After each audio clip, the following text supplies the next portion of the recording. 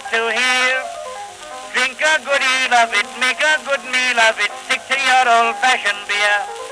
Now don't be afraid of it, drink till you're made of it. Now all together a cheer. Hey there everybody, it's Mark here once again, your guy in front of the camera for the One Take Beer Review, and the guy behind the keyboard at beeronaut.com, talking about Chicago's craft beer scene. And once again, it's time for me to look at a beer that has been sent to me by the Brewers people for my comment, and there's kind of a pattern that gets established as people send out their promotional beer packages. It's usually, sometimes, fancy box with some paper Excelsior, and then little goodies like this one in this case comes with a fanny pack and a little bag, and there's always sunglasses and then canned cozies. And this one is in support of Ballast Point Brewing's Watermelon Dorado. It is their Double India Pale Ale flavored with watermelon. This one comes in at 10% alcohol by volume, made by Ballast Point at their place back in San Diego and such. And well, they're actually owned by the people who owned by the money people behind Kings and Convicts of northern Illinois. And I believe once they bought Ballast Point, they've kind of shifted operations over there. But that's all right. We're just going to pop open a glass can, as it were. Nice pint can once again. And not much else to say, but what's inside? Kind of tricked myself out of space to hold things right now.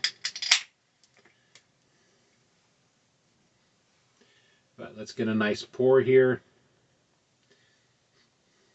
Smelling the watermelon flavor already under the tab. Usually I get a huge head. I think this glass has been properly washed for once.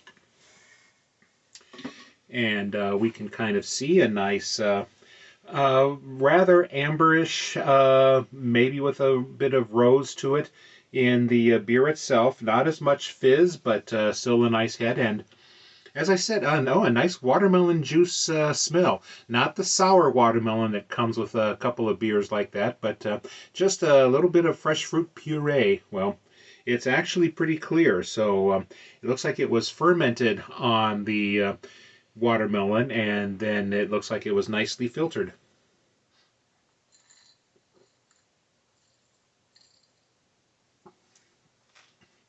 The watermelon and the hops are kind of not, they're kind of fighting it out for supremacy in my mouth. It's an interesting combination.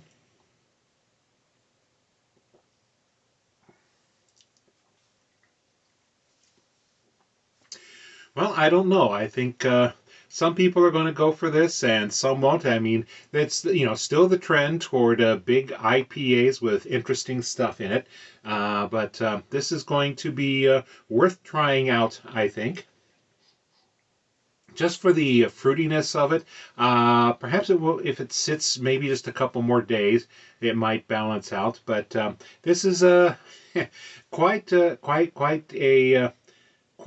standalone example. I don't think I would have had anything else like it before, but it's probably going to be nice to sit out in the summer. Once again, it is Cinco de Mayo, and I have no Mexican lagers to try out for you here, so just went with something fruity, and what we will hope will be summery when the rain and the cold weather finally goes away.